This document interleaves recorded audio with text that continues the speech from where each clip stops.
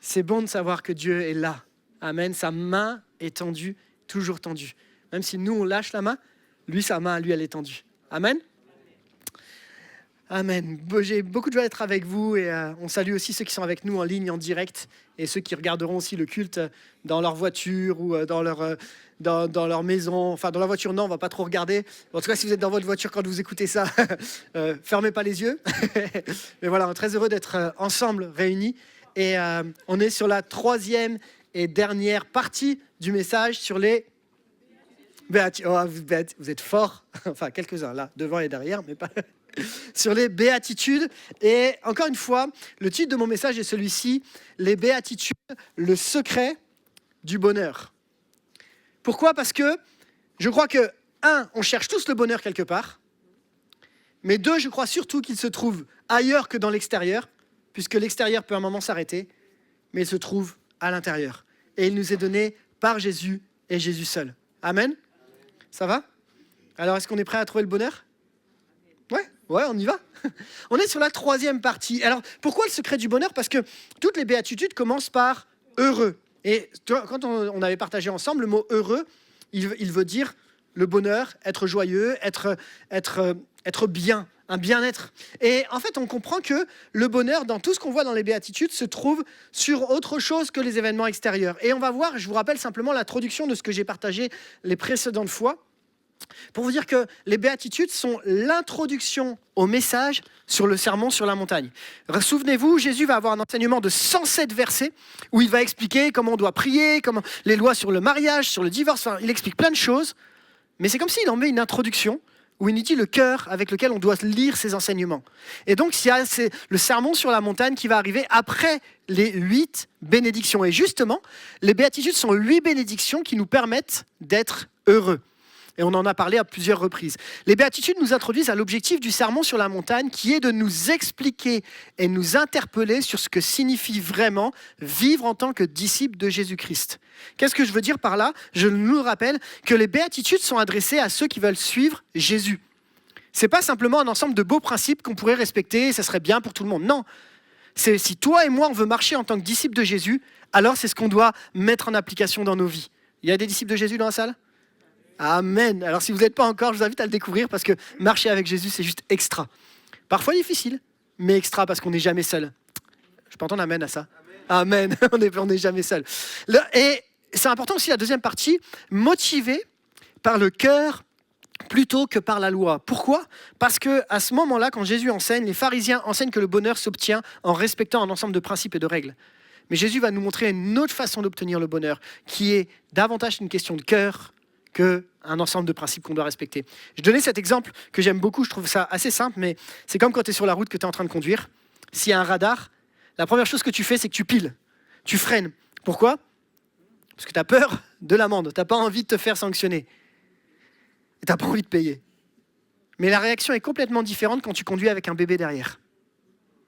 Parce que tu conduis avec ton cœur, plus qu'avec la peur de ne pas faire ou de mal faire ou de prendre une prune, éventuellement. Et c'est ça, en fait, que Jésus est en train de nous enseigner. C'est qu'en fait, il nous donne une direction en fonction du cœur, pas en fonction d'une loi.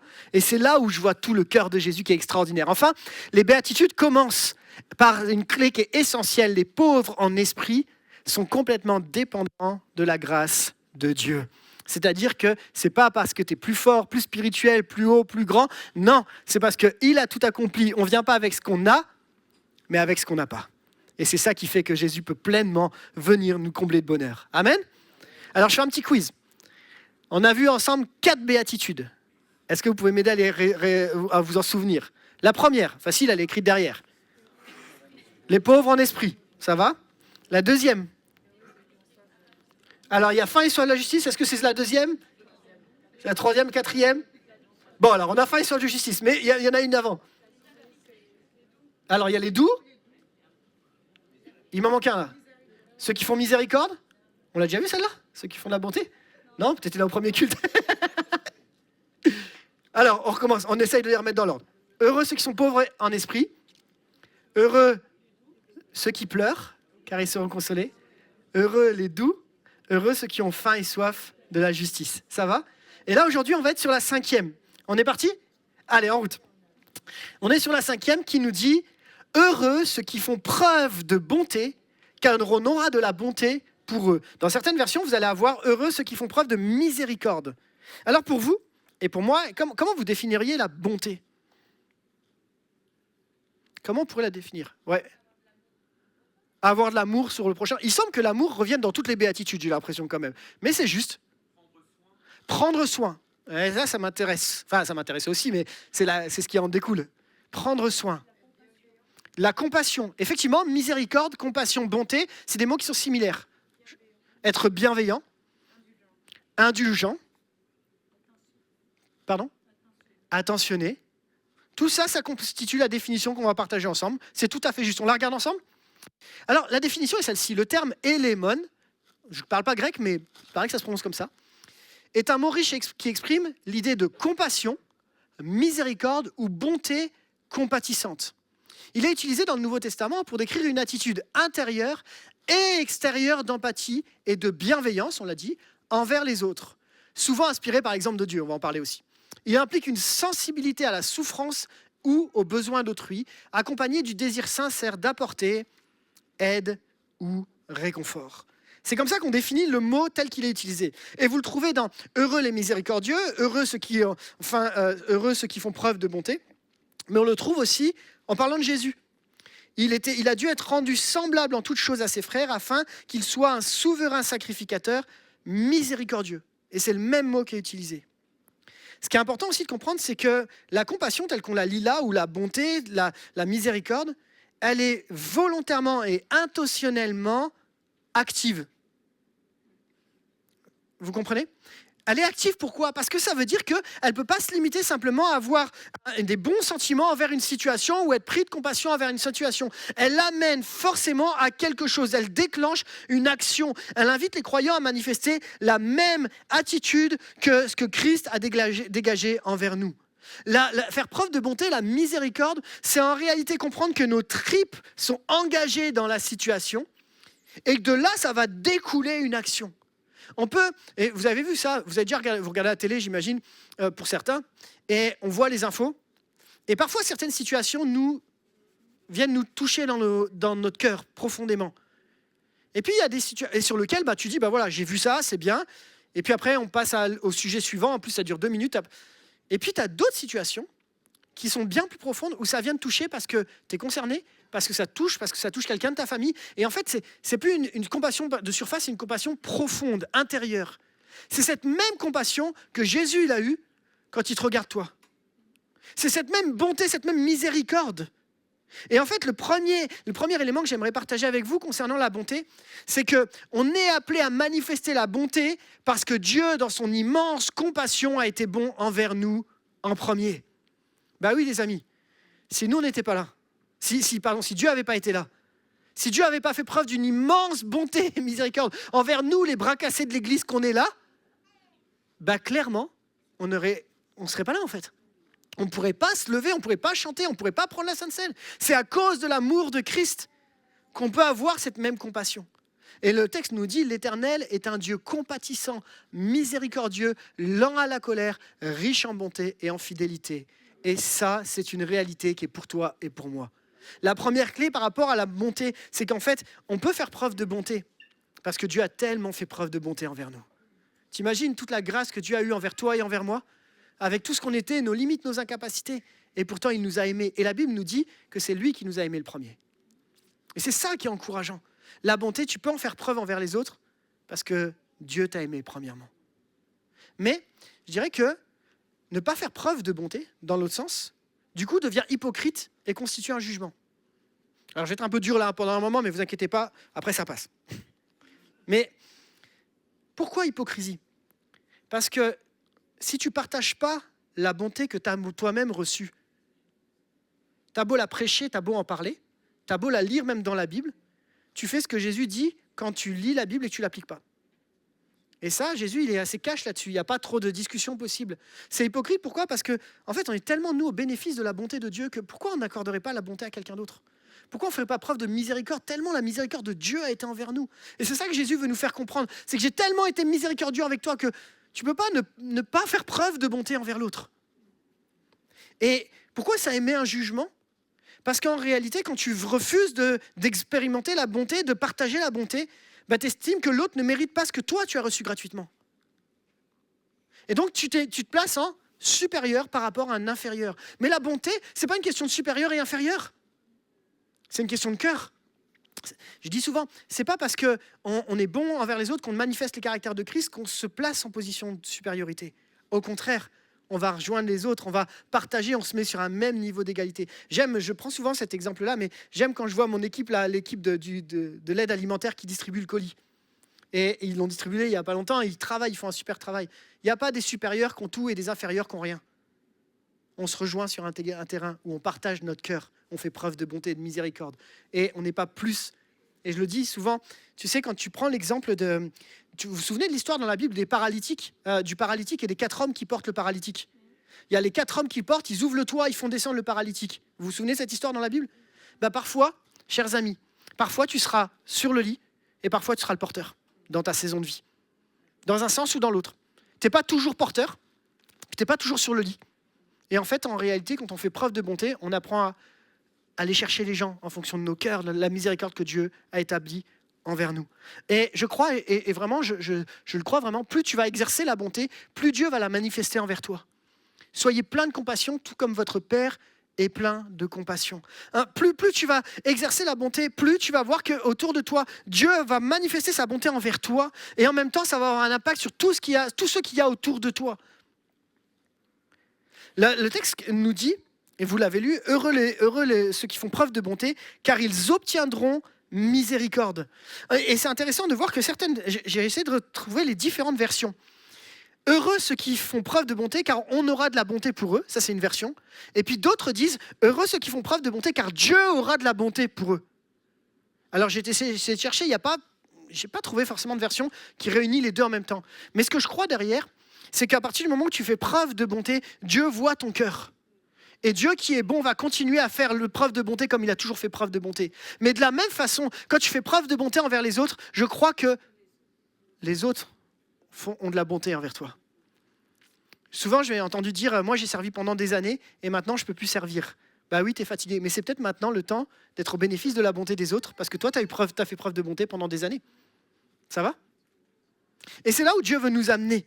Parce que je crois que faire preuve de bonté va forcément changer nos relations et nos situations.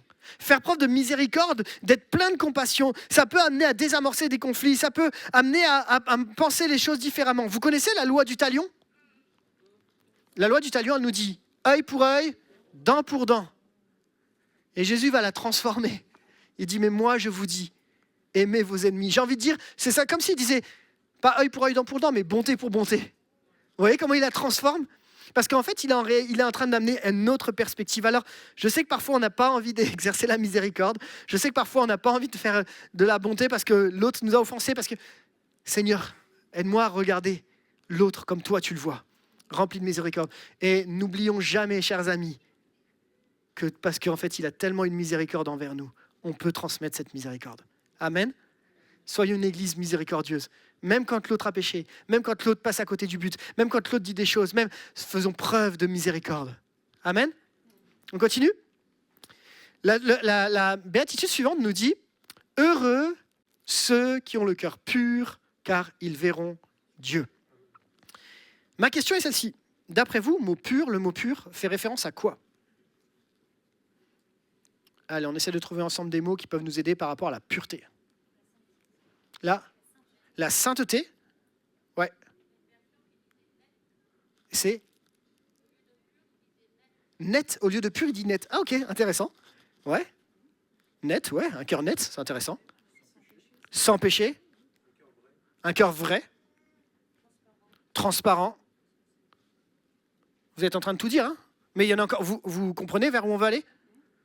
Regardez ensemble, là. Regardez avec moi. Le mot kataros, en grec, traduit par pur dans la Bible, a un sens riche et profond qui dépasse la simple propreté physique. Il est utilisé pour désigner une pureté dans différents domaines, moral, spirituel, rituel et émotionnel.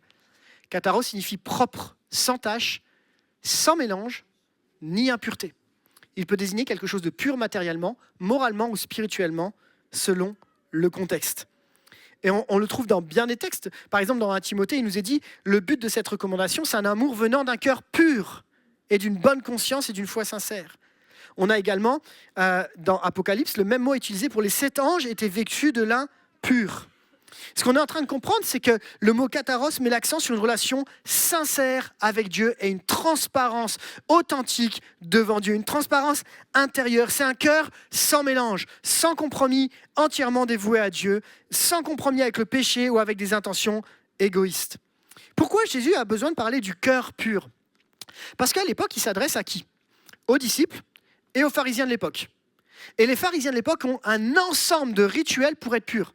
Si vous lisez la loi des rituels, il y en a plein. Il faut se laver les mains, les pieds, la tête, la bouche, machin. Il faut se laver. Bref, il y a un ensemble de rituels. Et tu ne peux pas rentrer dans le temple comme tu as envie d'y rentrer. Il y a même la cuve d'airain qui servait aux ablutions. En fait, tu dois te purifier, tu dois te purifier. Et Jésus est en train de dire, ici, je ne vais pas vous parler d'un rituel extérieur. Parce que, chers amis, vous pouvez avoir les mains propres et le cœur sale. Et je me mets dedans. On peut venir avec des mains propres et un cœur qui n'est pas propre. Et je crois que ce qu'on a besoin de découvrir, c'est que ce que Jésus veut nous amener à comprendre, c'est que les pratiques visées à un réel besoin qui est non pas le nettoyage extérieur, mais bien un nettoyage du cœur que seul Dieu peut accomplir. C'est-à-dire que tu peux nettoyer les mains physiquement, mais le nettoyage du cœur, il n'y en a qu'un qui peut le faire. La Bible nous dit, le sang de Jésus nous purifie de tout péché.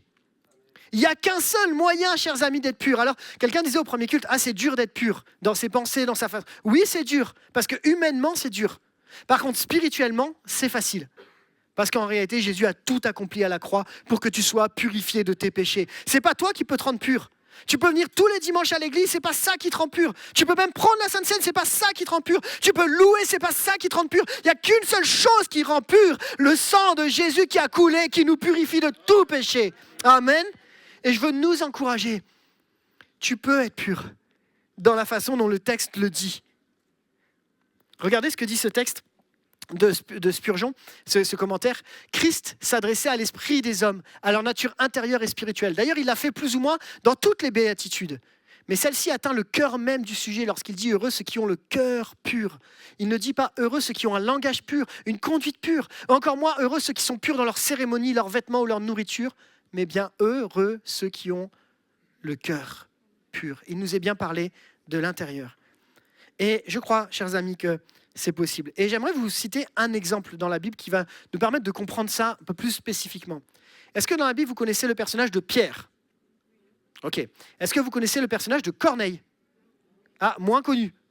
Pierre et Corneille, ouais, j'ai dit un nom là-bas, mais moins connu. Je vous mets le contexte, et puis après, on lit un texte qui va permettre d'illustrer ça. Pierre est le premier apôtre qui va commencer à prêcher pour l'ensemble de la population juive. D'ailleurs, on dit que Pierre est l'apôtre des Juifs et Paul l'apôtre des non-Juifs. Et Pierre va prêcher. Et puis, un jour, il va sur le toit de sa maison et là, il a un rêve. Et alors qu'il est sur le toit de sa maison, il fait un rêve, il voit un grand drap. Et dans ce grand drap, il y a un ensemble d'animaux. Mais le problème, c'est que tous ces animaux dans le drap sont considérés par la loi de Moïse comme impurs. Et qu'il n'a pas le droit d'y toucher, pas le droit de les manger. Et Dieu lui dit un truc complètement fou à cette période-là. Et il lui dit, lève-toi, tue et mange. Pour Pierre, mais non, je ne peux pas faire ça. J'ai jamais fait un truc pareil, je ne peux pas faire ça. Lève-toi, tue et mange. Et regardez ce que dit Pierre, ce que Pierre va répondre dans la partie de gauche. Non, Seigneur, je n'ai jamais rien de souillé ni d'impur n'est entré dans ma bouche. Et pour la seconde fois, la voix se fit entendre. Et cette phrase est vraiment importante. Ce que Dieu a déclaré pur, ne le regarde pas comme souillé. C'est une question de regard à ce moment-là. Et ce que Dieu est en train de faire expérimenter à Pierre est vraiment important. Pourquoi ? Parce que je vais vous parler de Corneille maintenant. Corneille, c'est un Romain qui n'est pas juif. Et Corneille, la Bible nous dit que c'est un homme pieux qui cherche Dieu. Et avec son petit groupe, avec sa maison, ils vont commencer à chercher la face de Dieu. Et ils vont recevoir qu'un certain Pierre va venir les visiter. Et donc, à ce moment-là, qu'est-ce que Dieu fait ? Il prépare le cœur de Pierre pour aller rencontrer Corneille. Le problème, c'est que Corneille, il n'est pas juif. et que Pierre, il ne va pas vers les non-juifs.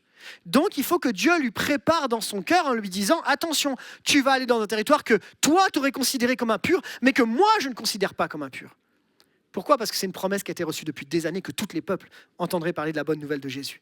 Et à ce moment-là, Pierre va aller là-bas, rencontrer ce fameux Corneille, et, truc impressionnant, non seulement ils reçoivent et ils acceptent la bonne nouvelle de Jésus, mais en plus de ça, ils sont tous remplis du Saint-Esprit.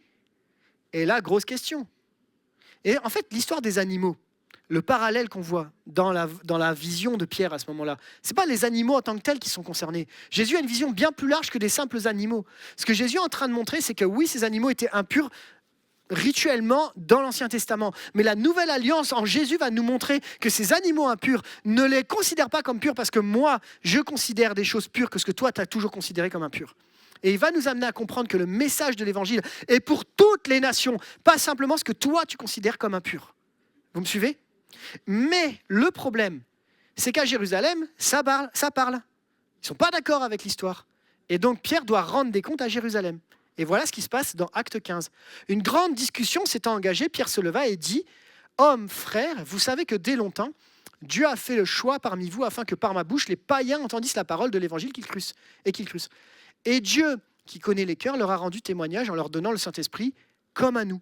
Il n'a fait aucune différence entre nous et eux, ayant purifié leur cœur par la foi. » Ce texte et cet exemple nous amènent à comprendre que Dieu veut nous amener à percevoir les choses différemment de ce que nous percevons d'habitude. Ne considère pas impur ce que lui considère comme pur. Et la seule purification, c'est Jésus qui peut l'accorder. C'est lui qui, par la foi, peut purifier nos cœurs. Ça va ? De là, si c'est Jésus le seul qui peut purifier nos cœurs, notre responsabilité à nous, elle est là. Notre défi, c'est de l'entretenir, ce cœur pur. C'est pas toi qui purifies ton cœur, c'est Jésus. Par contre, ton défi, c'est de l'entretenir. C'est d'en prendre soin, c'est d'y travailler, c'est d'entretenir ce que Dieu t'a donné par une vie. Et là, on a le mot sainteté, sanctification, progrès dans la foi, te rapprocher de plus en plus de Christ. C'est ça notre défi à nous, les chrétiens. C'est pas à nous de juger si l'un et l'autre est pur. Nous, notre défi, c'est prendre soin de notre cœur et de l'entretenir en faisant des choix radicaux. Amen. Amen. Pourquoi ? Parce que la Bible nous dit « car ils verront Dieu ». Car ils verront Dieu. Ce qui est cette promesse, c'est celle-ci. Et un des commentateurs disait « bien qu'aucun œil mortel ne puisse voir et comprendre l'essence de Dieu, ces hommes verront et jouiront de Dieu dans cette vie par l'œil de la foi, et bien que comme à travers un verre obscur et dans la vie à venir, face à face. » Ce que Dieu est en train de nous dire, c'est qu'à partir du moment où tu acceptes la purification de Jésus et que tu marches avec un cœur pur, tu vas voir Dieu dans tout ce que tu vis dans ton quotidien. Tu vas voir Dieu dans les détails de ta vie. Tu vas voir Dieu agir dans chaque domaine de ta vie. Oui, tu vas peut-être pas le voir physiquement comme tu l'imagines, mais tu vas le voir agir dans toutes les situations de ta vie. En fait, un cœur pur, il peut voir Dieu dans la nature. Celui qui a un cœur pur peut voir Dieu dans la beauté et l'harmonie de la création. Celui qui a un cœur pur, dans les Écritures, il discerne les vérités spirituelles révélées par la parole de Dieu. Celui qui a un cœur pur voit dans la famille et de l'Église un cœur qui reconnaît la présence de Dieu dans la communion fraternelle et l'unité des croyants. Concrètement, qu'est-ce que ça veut dire ? Ça veut dire que le cœur pur, le regard qu'il a est celui de Dieu sur les situations. Vous me suivez ? Et c'est ça que je trouve génial. Comme Christ te purifie, ton regard change et tu vois l'autre différemment. Même celui qui te fait du mal.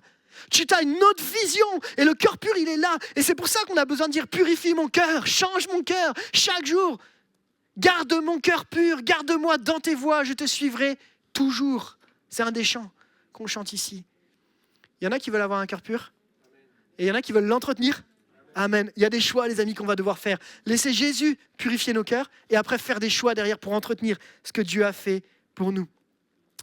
J'arrive à la béatitude numéro 7, qui est pas la plus facile, si tant est qu'il y en ait une facile. En fait, si, elles sont faciles, mais en même temps, elles nous demandent un challenge personnel. Heureux ceux qui procurent la paix, car ils seront appelés fils de Dieu. Une autre traduction nous dit « heureux les artisans de paix ». Juste avant de détailler cette partie-là sur les artisans de paix, je vous note cette version qui est vraiment importante, ce commentaire. Le verset précédent parle de la bénédiction des cœurs purs, car ils verront Dieu. Il est important de bien comprendre cela. Nous devons d'abord être purs, puis pacifiques. Notre attitude pacifique ne doit jamais être un compromis avec le péché ou une alliance avec ce qui est mauvais. Nous devons nous opposer fermement comme un silex à tout ce qui est contraire à Dieu et à sa sainteté. Une fois cette question réglée dans nos âmes, nous pouvons avancer vers une attitude de paix envers les hommes. Ça veut juste dire ça que être un artisan de paix, c'est pas acheter la paix sociale. C'est pas faire des compromis pour obtenir la paix. C'est travailler à la paix. Mais une paix que Dieu nous donne. Alors, d'après vous, comment on peut définir la paix ? Là, c'est à vous. Comment définir la paix ? Ça ne voulait pas venir les syllabes. Ok, peut-être pour vous aider. Quel est le mot qu'on utilise le plus souvent pour parler de la paix dans la Bible ? Ouais, le shalom. Vous avez déjà entendu parler de ce mot, le shalom ? Le mot shalom, il veut dire, c'est une portée très large en hébreu, il veut dire bien-être, intégrité, plénitude, prospérité, sécurité, harmonie. Mais c'est intéressant que c'est le mot qu'on utilise le plus et qu'on connaît le plus dans la Bible, mais ce n'est pas ce mot-là qui est utilisé dans « Heureux les artisans de paix ». Le mot qui est utilisé, celui-ci, c'est le mot, attendez, airenopios, poios, je sais pas, je parle pas grec, enfin vous arrivez à lire, d'accord ? Utilisé dans les béatitudes, heureux ceux qui procurent la paix car ils seront appelés fils de Dieu, a un sens riche et spécifique qui peut être comparé à shalom. Il est composé de airene qui signifie paix, mais aussi de poïen qui veut dire faire ou produire. Finalement, ce mot décrit une personne qui non seulement est en paix avec Dieu, mais qui agit activement pour réconcilier, apaiser, établir la paix autour d'elle. Ce terme ne se limite pas à l'absence de conflit, mais implique une action proactive pour résoudre les désaccords, promouvoir l'harmonie et guérir les divisions. On sent que, heureux les artisans de paix, c'est comme le travail d'un artisan. C'est quoi un artisan ? C'est quelqu'un qui prend le temps de faire les choses. Vous voyez ? Un artisan, ce n'est pas une usine à la chaîne. Un artisan, il se pose individuellement sur chaque pièce. Il prend le temps. Il prend le temps d'analyser, il prend le temps de se poser, il prend le temps de compter, de poser, d'être sage. En fait, un artisan, il prend le temps. Et la paix, parfois, elle se gagne en prenant le temps. Elle ne se gagne pas toujours en « je vais régler les choses, ça va être… » Non. On prend le temps. On va analyser, on va prendre du recul, on va essayer de comprendre comme un artisan qui, avec beaucoup de douceur, forme les choses, prend le temps. Vous avez déjà vu des artisans ? On en voit de moins en moins d'ailleurs. On est plutôt dans une société où il faut que tout aille vite. Et moi, j'aime les gens qui prennent le temps de fabriquer, de travailler à la paix. En fait, notre mission, c'est celle-ci, c'est d'être un artisan. Romains 12, 16 nous dit « Ayez les mêmes sentiments les uns envers les autres. N'aspirez pas à ce qui est élevé, mais laissez-vous attirer par ce qui est humble. Ne soyez point sages à vos propres yeux. Ne rendez à personne le mal pour le mal. Recherchez ce qui est bien devant tous les hommes. » Et puis, il y a ce verset qu'on utilise assez souvent. « S'il est possible, autant que cela dépende de vous. » Parce qu'on ne peut pas, malheureusement, on ne peut pas avoir un impact sur les autres, dans le sens où on ne peut pas changer ce qu'eux vont faire. Mais on peut avoir un impact sur notre propre vie. S'il est possible, autant que cela dépende de vous, soyez en paix avec tous les hommes. Et c'est vraiment important. Alors, je fais juste une petite parenthèse. Autant que cela dépende de vous, ça a fait naître deux positions. La première position, dire « ça ne dépend pas de moi, c'est bon, il se débrouille. C'est pas à moi de régler les problèmes. » C'est vrai ? Ça, c'est l'extrême. Puis l'autre, de dire « autant que cela dépend de moi, je vais tout faire pour essayer de régler les problèmes parce que ça dépend de moi. » En fait, les deux extrêmes ne sont pas justes dans la résolution, dans être un artisan de paix. Il doit être entre les deux. C'est-à-dire, ton objectif à toi, c'est d'y travailler. D'accord ? Mais tout ne dépend pas de toi. Tu n'as pas tout entre les mains, tu n'as pas toutes les cartes. Quelqu'un disait, tu es responsable des paroles que tu donnes, mais tu n'es pas responsable de la réception de celles-ci. Vous voyez ? Dans un conflit, dans être un artisan de paix, dans vos familles, dans les difficultés, vous êtes responsable d'une partie, mais pas de tout. Et en même temps, on ne peut pas se dédouaner de tout non plus. C'est donc une question de juste équilibre. Et le même équilibre, en fait, on le trouve en Jésus. Pourquoi ? Parce que Jésus a eu pour mission de rétablir la paix. Mais il ne peut pas le faire si toi, tu ne t'approches pas de lui. Vous voyez le juste équilibre ? Et ça m'amène vraiment à cet exemple-là que Jésus nous appelle à l'imiter, à faire comme Jésus. Regardez, parfois, en parlant de celui qui est un artisan de paix, il se met entre les deux quand ils sont très en colère et reçoit les coups des deux côtés, car il sait que c'est ainsi que Jésus l'a fait. Lui qui a reçu les coups de son Père et aussi de notre part afin qu'en souffrant à notre place, la paix soit rétablie entre Dieu et l'homme. Je me suis posé la question quand je relisais cette citation, est-ce que Dieu a pris les coups de son Père ? C'est venu me chercher. Et je me dis, tu sais, au moment où Jésus il est sur la croix, et que Dieu détourne son regard de son Fils, en termes de coups, je pense qu'on est là. C'est le rejet, c'est ça. Et oui, Jésus se retrouve à ce moment-là entre les deux. Il devient à ce moment-là celui qui provoque la paix, qui va amener la paix, la réconciliation entre toi et Dieu. Et cet exemple, il nous le laisse. Regardez ce que dit ce texte, parce que c'est en fait ce que Jésus nous a promis à ce moment-là, c'est qu'il va nous promettre une relation. Il va nous promettre la possibilité d'être cela. Regardez ce que dit 2 Corinthiens 5, 17. Si quelqu'un est en Christ, il est une nouvelle créature. Les choses anciennes sont passées, voici, toutes choses sont devenues nouvelles. Et tout cela vient de Dieu, qui nous a réconciliés avec lui par Jésus-Christ et qui nous a donné le ministère de la réconciliation. Chers amis, quand Jésus est mort à la croix, il a rétabli ce qui nous séparait de Dieu. Il a rétabli la paix entre Dieu et nous. Et c'est ce modèle-là qui veut nous laisser pour être un artisan de paix dans les situations dans lesquelles on est. Tu sais, je le disais et je le pense aussi, parfois on cherche une place, on cherche un ministère. Et on parle souvent des ministères dons, pasteurs, évangélistes, prophètes, apôtres. On en parle souvent des ministères. Et moi, j'ai le ministère de ci, j'ai le ministère de ça. Et en fait, et si finalement ton premier ministère, c'était le ministère de la réconciliation ? Et si c'était ça notre premier ministère, en fait ? Le ministère, c'est se mettre au service pour amener c'est être serviteur. Et si notre premier ministère, c'était justement de travailler à la réconciliation pour mettre la paix dans nos relations, avant de parler de tout autre ministère. On met un gros mot derrière le mot ministère, mais je crois que Jésus est le premier à nous dire « Je vous ai confié ce ministère de la réconciliation. Mettez-le en application. » Amen. Vous êtes toujours avec moi ? Amen. Ah, ça m'encourage, mais c'est pas facile. Et pourtant, je crois qu'on a ce ministère de la réconciliation. Et un commentateur disait « Maintenant donc, bien que cela soit pour la plupart un rôle ingrat auprès des hommes, d'intervenir et de chercher à apaiser les querelles, rassembler ceux qui sont égarés et séparés. Faites-le néanmoins pour l'amour de Dieu, afin que vous puissiez, comme vous le serez dans quelque temps, être appelés et considérés, non comme des intrus ou des curieux, mais comme des fils de Dieu.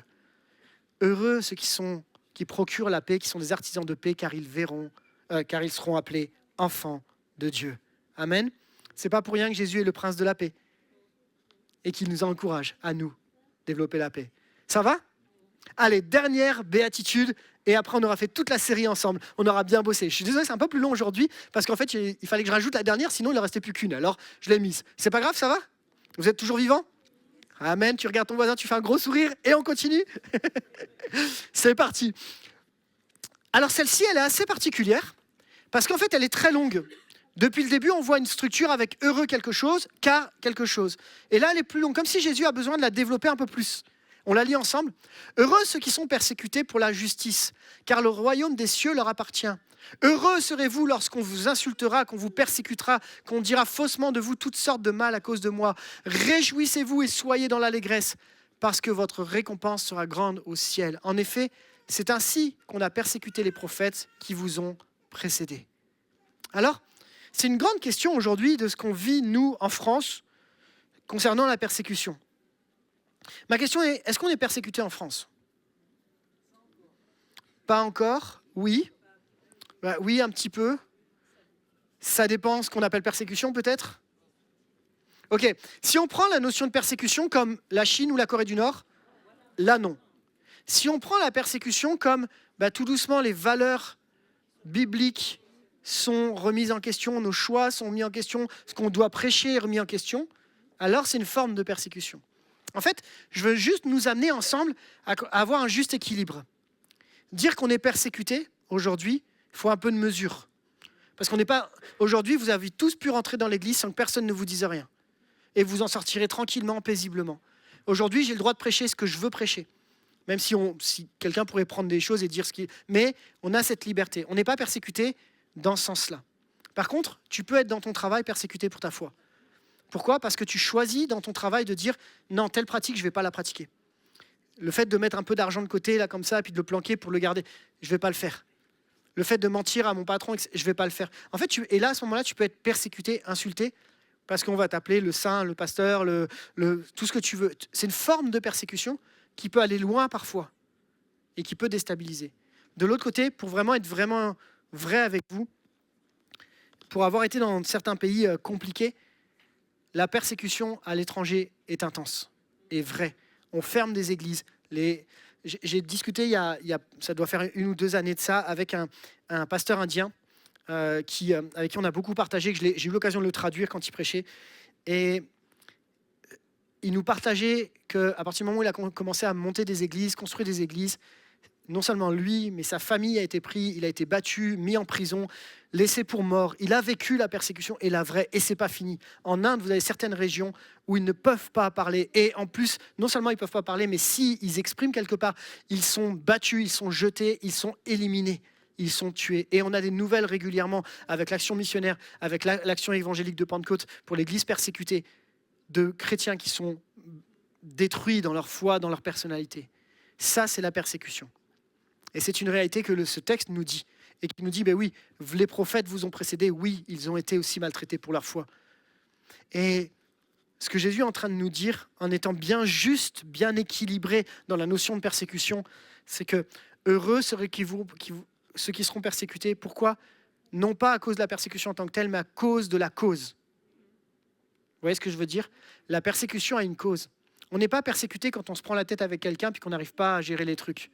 On est persécuté pour le nom de Jésus. Il y a une vraie cause derrière. On peut être heureux d'être persécuté parce qu'en fait, on a servi Dieu. Parce que Dieu nous a jugés dignes de ses souffrances. Parce que Dieu nous a jugés dignes d'être participants de ses souffrances. Et on n'est pas en train de se réjouir. « Wouhou, je suis persécuté, c'est génial !» Non, c'est pas ce type d'être heureux, en fait. C'est de comprendre que c'est le nom de Jésus là qui me pousse à vivre ce que je vis là. Et je suis dans les voies, dans la direction de Dieu. Et je crois, et c'est vraiment important il faut qu'on se prépare d'une certaine façon. Parce que si c'est le nom de Jésus qui va provoquer la persécution, alors il faut qu'on soit prêt parce que ça va arriver. On va vers un monde qui est de pire en pire. Dans certains pays, c'est déjà compliqué. En France, un jour ou l'autre, ça le sera. Comment on va réagir ? Comment on va être prêt ? Est-ce que notre foi va être ferme ? Et est-ce qu'on va tenir bon si un jour, il n'y a plus d'église ? Souvenez-vous ce qui s'est passé pendant la période Covid. En fait, on a tous été déstabilisés parce qu'on n'avait plus de nos églises. Et notre foi, elle était où à ce moment-là ? Et je me mets dedans, hein. On est dedans. Hein. La persécution, elle prendra des formes peut-être qu'on ne va pas imaginer. Et Dieu veut nous encourager, chers amis, soyez fermes, tenez ferme. Pourquoi ? Parce que le royaume des cieux vous appartient. Maintenant, si vous prenez toutes les béatitudes, le royaume des cieux vous appartient, elle arrive à quel moment ? Sur la première béatitude. Et en fait, Jésus, il conclut. Première béatitude, heureux les pauvres en esprit, car le royaume des cieux vous appartient. Dernière béatitude, heureux ceux qui seront persécutés, car le royaume des cieux vous appartient. Ce qui va nous amener à comprendre quelque chose d'extraordinaire, c'est que Dieu voit le futur, Dieu connaît le futur. Dieu sait que même s'il y a des temps qui vont être compliqués, garde la foi, parce que je t'ai prévu le royaume des cieux, parce que je sais ce qu'il y a derrière, parce que l'avenir est bien plus important que ce que tu vis au présent. Il a un plan plus large. Regardez ce que dit ce texte.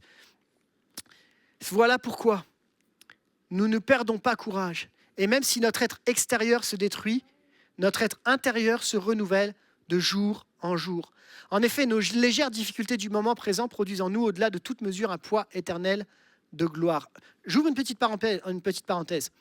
Quand Paul il dit nos légères difficultés du moment présent, il n'est pas en train de dire que ce que tu fais, c'est de la gnognotte ou ce que tu vis, c'est rien. Quand tu passes par les moments difficiles, les deuils, les pertes, tout ça, Paul n'est pas en train de dire oh, c'est rien, c'est bon, t'arrêtes de faire ta chochotte. On est d'accord ? Pourquoi ? Parce que quand Paul il parle de ça, il est en prison. Il dit juste qu'il est en train de comparer la réalité du présent avec la réalité du futur. Il fait une comparaison de taille. Il fait une comparaison d'environnement bien plus large. Il te dit, oui, pour l'instant, c'est difficile, mais si tu savais le poids de gloire qui t'attend derrière, dans le royaume des cieux. Et en fait, il n'est pas en train de minimiser, il est juste en train de remettre le juste équilibre par rapport. Et regardez, ce que Jésus vit en termes de souffrance sur la terre, regardez la puissance de la victoire de la croix. Il a vécu des moments difficiles, mais la puissance est tellement plus grande, plus puissante que tout le monde entier a un moyen de sortir de leur péché pour être complètement libéré en Jésus. C'est là qu'on voit la différence. Amen. Je termine et je vais demander à l'équipe de louange de bien vouloir remonter. Ça fait maintenant 3 semaines qu'on partage sur les béatitudes. On en a vu plein ensemble, 8 particulièrement. Et je voudrais juste conclure avec un petit rappel de nos 8 béatitudes. Et encore, vous vous rappelez que ce n'est pas une question de ce que tu fais ou tu ne fais pas. Les béatitudes, c'est une question de cœur. On n'est pas dans une notion de « je dois faire pour ». On est dans une question de cœur. Et ensuite, ça va amener au sermon sur la montagne. Une vie d'humilité, heureux les pauvres en esprit, car le royaume des cieux leur appartient. On a vu que ce n'est pas en fonction de ce que tu as, mais en fonction de ce que tu n'as pas. Amen. Une vie de compassion, heureux ceux qui pleurent, car ils seront consolés. Et Dieu est un Dieu de toute consolation. Amen. On a vu une vie de douceur, et heureux les doux, car ils hériteront la terre. Souvenez-vous, les doux, ce n'est pas des faibles. Les doux, c'est quoi ? C'est une puissance maîtrisée et une humilité volontaire. On a vu heureux ceux qui ont faim et soif de justice, non pas de ta propre justice, mais de la justice de Dieu. Car ils seront rassasiés. Fais ce qui est juste parce que tu vas être rassasié. Une vie de miséricorde, heureux les miséricordieux. Ceux qu'on a vus, c'est celles qu'on a vues aujourd'hui, ceux qui font preuve de bonté, car tu obtiendras la bonté. Une vie de pureté de cœur. Je t'encourage aujourd'hui à faire des choix pour entretenir le cœur pur que Dieu t'a donné, pour le garder au plus profond de ton cœur. Fais des choix qui vont t'amener à progresser, à grandir. Une vie de paix. Heureux les artisans de paix, car ils seront appelés fils de Dieu. Enfin, une vie prête à souffrir pour Christ. Heureux ceux qui sont persécutés pour la justice, car le royaume des cieux leur appartient. Oui, en tant que chrétien, on a le droit d'être heureux. Parce que tout ça, on a le droit. C'est pour toi et c'est pour moi. Et durant tout ce qu'on a pu vivre dans ces 3 derniers dimanches, peut-être il n'y a qu'un seul aspect qui t'a concerné. Peut-être tu te dis, c'est surtout là-dessus que j'ai besoin de travailler. Je prie que la discussion là, ce qu'on a partagé, soit un point de départ de ta vie pour ressembler de plus en plus à Jésus. Et qu'ensemble, l'Église de Bourgoin, avec nos limites, nos failles, on cherche de plus en plus à lui ressembler dans son caractère. Je vous rappelle une chose, tout ça pointe toujours et inexorablement vers Jésus et vers Jésus seul. Alors on va chanter ce chant qui nous dit « Garde mon cœur pur ». Garde-moi dans tes voies, je veux te suivre toujours, je veux chercher ta face. Et je t'encourage dans chaque réalité qui sont les tiennes. Sois rempli d'humilité, de compassion, de douceur, de justice, de miséricorde, de pureté, de paix et de justice de Dieu. Et Dieu sera avec toi. Il te rendra heureux dans tes situations. Amen. On ferme les yeux un instant, on prie. Seigneur, merci pour ta présence ce matin. Merci parce que ces béatitudes nous rappellent ton cœur et qui tu es. Ma prière, c'est que chacun d'entre nous ne puisse pas dire c'est pour quelqu'un d'autre, mais que ça puisse être pour moi, en premier. Seigneur, sur chacune des béatitudes, je te prie, Jésus, de nous accompagner. J'ai vraiment un cœur de te prier encore particulièrement pour la notion d'être un artisan de paix dans les familles, dans les situations qui sont autour de nous. Donne-nous d'y travailler avec toute ta sagesse et ton esprit. Seigneur, je te prie vraiment qu'on fasse preuve de bonté et de miséricorde. Je te prie, Jésus, de nous conduire à te ressembler davantage. Ce n'est pas inatteignable, c'est possible parce que tu es là, Jésus. À toi la gloire, Père. Amen. Amen. On va chanter ce chant. Si vous sentez, si vous souhaitez, mettez-vous debout à votre place et ça va être la conclusion de ce message. Garde mon cœur pur. Je cherche ta face jour après jour.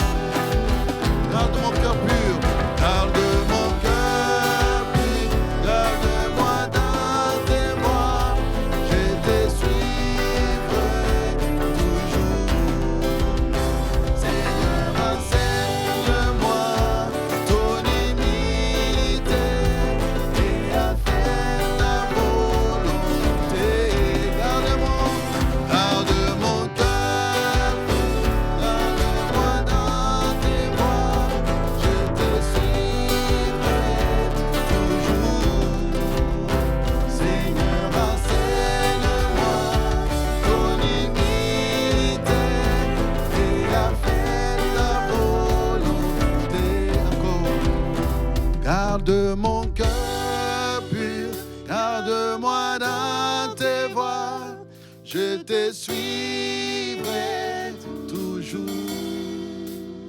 Seigneur, enseigne-moi ton humilité et à faire ta volonté. Garde mon cœur pur, garde-moi dans tes voies, je te suivrai toujours. Seigneur, enseigne-moi ton humilité et à faire ta volonté.